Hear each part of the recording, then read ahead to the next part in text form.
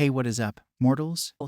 It is Robo Celestial here with a new video for you. Welcome to the part 2 of What If Deku Got One for All Early Season 3. I just wanted to greet you guys by just saying, sit back and relax, you're in for a treat. So, we begin. That man, the user of Black Whip, thank you for your help. Thanks to you, I can finally control it better. Midoriya dashed through the forest at sound-shattering speeds. He manipulated Black Whip to maneuver through the burning forest as he bolted. Koda held onto Izuku, gripping whatever fabric or skin he could as tears were forced from his glands from the wind pressure. The Emerald Speed Demon bounced from tree to tree as leverage to blast forward, committing what he learned from the rescue training into real action. Are you holding up all right, Koda? The child clenched with every muscle of his being, committing every ounce of power in his body to gripping strength, holding on to dear life, the wind currents forcing tears through his tightly shut eyelids. I am fine. Suddenly, a shadow-cloaked hand pierced through trees, attempting to grab at Midoriya. Izuku barely reacted fast enough and leaped over the thick tree leaves to evade the ambush. From the darkness within the woods,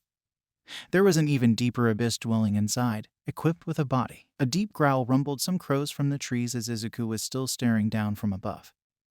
He adjusted Koda to his back, making sure he wouldn't be able to get in his way if combat arose. The same shadow hand exposed itself, and at the base of the arm Takoyami's beak could be seen sprouting out from dark shadow. Is that Takoyami? Midoriya eventually came to the conclusion that the edgy bird boy lost control of his quirk. He needed light to counteract this attack from a fellow student. Get away, Midoriya. Izuku descended, grappling between tree branches.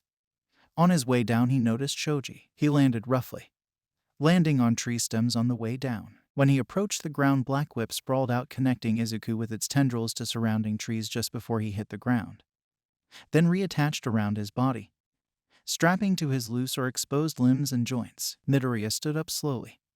Koda was holding on to dear life, nearly mending himself to Midoriya's back, but he was doing just fine outside of that. When he regained himself, he approached Shoji. He hid in the bushes, keeping incognito from Takoyami. Midoriya, what are you doing here? Shoji notices Koda in Midoriya's arms, followed by his wounds. Holy crap, you don't look so good. And, isn't that Mandalay's cousin? Yes, it is. And I'm fine. Anyway, is that Dark Shadow? Shoji nodded, affirming Izuku's worries. Midoriya hands Koda over to Shoji. Koda's the only civilian I know of out here.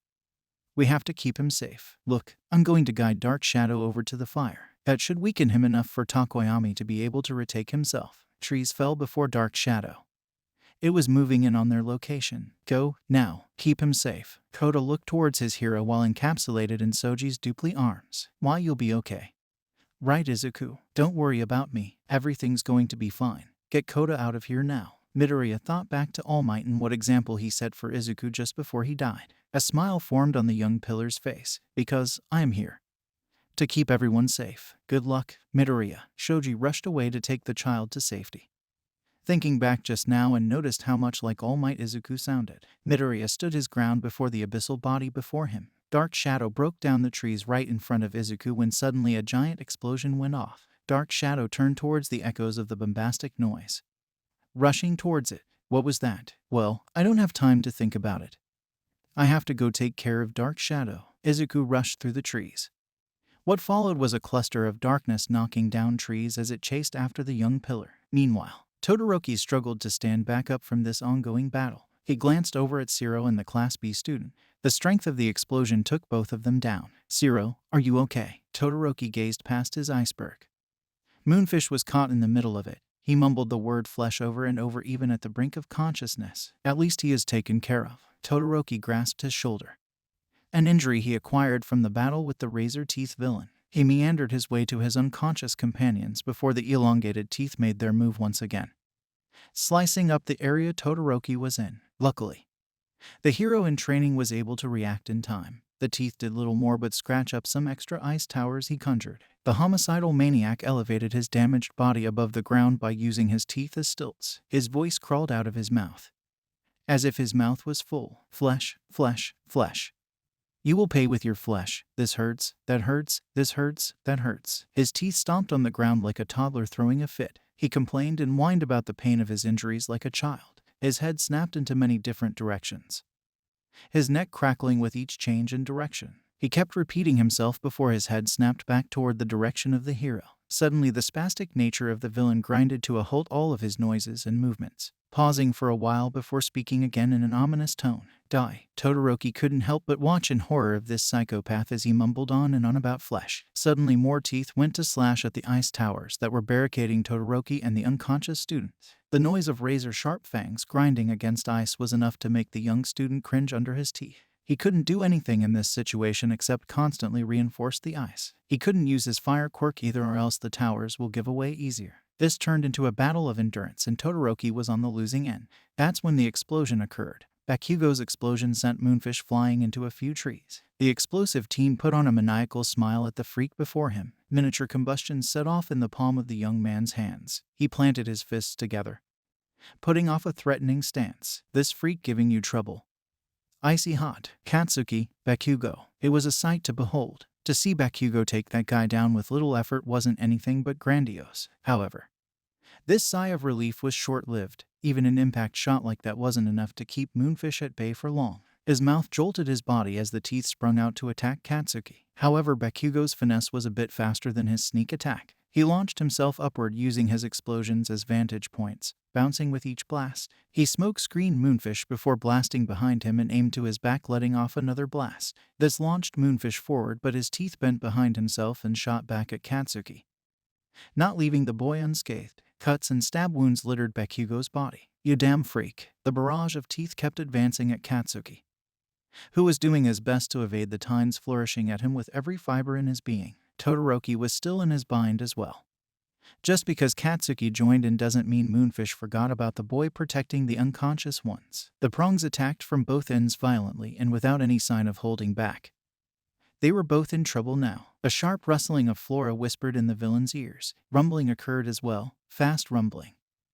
And with each step it grew louder and louder. The loud creaks of tumbling trees also grew more apparent. The villain faces the general direction of the noise. What he saw was rustling in the bushes. Shortly after, Midoriya leaped out from the bushes, socking the Gnasher right in the jaw. He landed on the other side of him, sliding across the floor. Midoriya. Deku. Midoriya scoped out the situation. He caught himself in the middle. Moonfish was still recovering from the blow. Some of his teeth even cracked from Izuku's fist. The black whip-cloaked hero kept looking around. He noticed Zero and the Class B student. He rushed behind the ice towers to find cover, paying no mind to Moonfish outside of his bombastic entrance. He picked up the Class B student Koside Tsuburaba. Todoroki, grab Zero. We have to get out of the way now. Todoroki choked up from this sudden change in mood. He followed Midoriya's lead and they quickly moved the two students out of the way. Bakugo followed along as well, still trying to figure out what Midoriya is doing here, though. The unsettling rumble shook Katsuki to his core and he rushed to follow the two of them. Moonfish shortly after recovered and faced towards where the loud noise was emanating from. Todoroki, after gaining some distance from the freak, finally mustered back some common sense and began to ask questions. What is going on, Midoriya? You'll see. Dark Shadow then bursts onto the scene, grabbing Moonfish with its giant hand. Moonfish sprouted out his gnashers, slashing and stabbing at the abyssal body that has a hold on him, though there was no impact or injury that occurred to the monster. Out of rage and desperation, the tooth-bearing psycho lashed out at the beast, swaying its razor teeth all over. Dark Shadow had enough.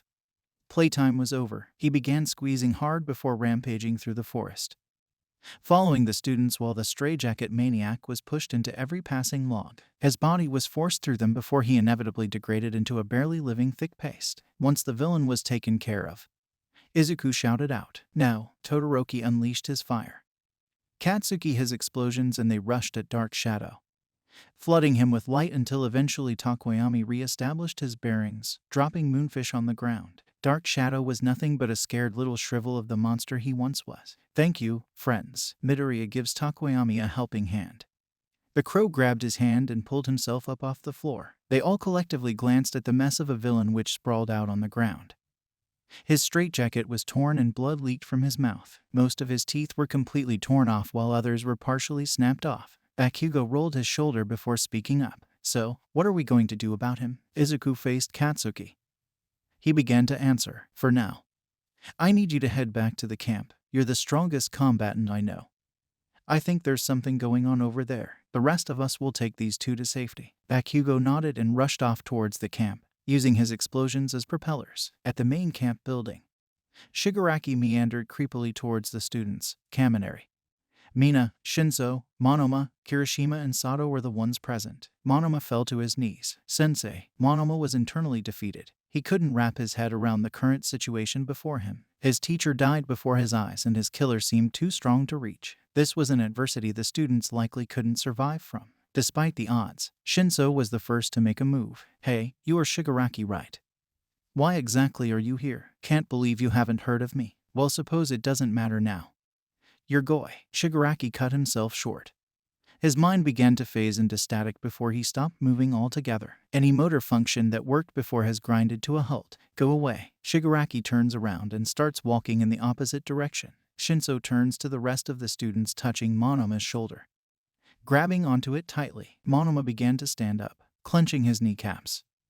He faced towards Shigaraki's back, who was still trapped in a daze. I bet it was that bastard Bakugo who told them all we were here. Who else could get in contact with the League of Villains and expose us? I knew we shouldn't have trusted him. Shinso tightened his grip on the blonde's shoulder. How dare you, of course. We can trust him. He killed their leader and now they want him dead. Don't ever talk about my friend like that. Monoma was astonished with Shinso's vigor and determination for Bakugo. He had no idea they were that close. Now come on, let's get out of here before my quirk wears off. He can kill us all in seconds. Everyone turned tail and ran. All except Monoma, that is. He grabbed Kaminari's ankle and charged at the dazed Shigaraki. He built up a ton of electricity before coursing it towards Shigaraki. The strands of lightning shot through the villain's body, causing him to spaz out but also snapped him out of the brainwashing. Monoma went in for another volt attack but Shigaraki reacted. Bringing his hand out, the blonde hero was mere inches away from sudden death before he could touch the skin on Monoma's face. A flash of light knocked Shigaraki sideways, flipping him into a pile of rubble. Bakugo once again saved the day with his boisterous smile. The pale-skinned malefactor slowly dug himself out of the rubble that the explosion pushed him in. He sighed as he stood up, rubbing the bits of dust and debris from his sable-black hoodie. He glanced up towards the oppressor, smiling maniacally when he saw the face of the atomic blonde. Oh, Bakugo, so nice to see you again. You know I didn't get to say goodbye last time. This time I'll make sure that you are gone for good. Shigaraki crouched to place his hand on the ground. The earth beneath them all began to decay around him. The decay inched its way towards Bakugo as well as the other students. Monoma yelled out to the villain. His emotions were conflicting from what he said earlier. Why do you want to kill him so badly? Isn't part of your league. The grand evildoer smiled his chapped lips, ripping them further as he chuckled. Katsuki Bakugo. Part of the league? No, in fact. Once again Shigaraki's mind went blank. Awaiting orders from Monoma, Bakugo rushed towards Monoma and picked him up, blasting them both away. How did you do that? My quirk allows me to copy up to 4 quirks. It was more of a blessing that Shinso grabbed my shoulder before he booked it with the rest of them. Bakugo and Monoma both succeed in escaping from the decay-inducing bastard. Shigaraki was left frozen in place, his hand still touching the ground, causing the dirt to disintegrate until all that was left was a dust cloud and a crater underneath. After some time he broke out of the brainwashing. Giganto, are you present? A pair of glowing white eyes glared out from the darkness of the forest behind Shigaraki. Yes, master. Nails tore bits of skin off the corrupted adult as he scratched, completely frustrated from this outcome. After them, back in the middle of the forest, Midoriya, Takoyami, and Todoroki rushed through the trees. Takoyami had Dark Shadow carry Moonfish at a safe distance in case he regained consciousness. Their ears rang with the sounds of a deep metallic buzzing in the distance, followed by a few screaming students. They nodded at each other before dashing off in the general direction of the sounds. When they advanced closer, the buzzing noise grew louder and soon the scene came into fruition. A giant Namu attached with electrical saw blades for hands chased after Yaoyorozu and a Class B student. Thank you all for sticking around and I hope that you enjoyed. Before you leave, we would just like to let you know that We the Celestials has many other channels for your entertainment and viewing purposes. All the information you'll need is right below here in the description, so feel free to check out all the other incredible projects our team creates. Secondly, on behalf of We the Celestials, I'd like to thank everyone involved in the production of today's awesome content. Their details will be in the description below. That's all for today's video. So goodbye and have a divine day.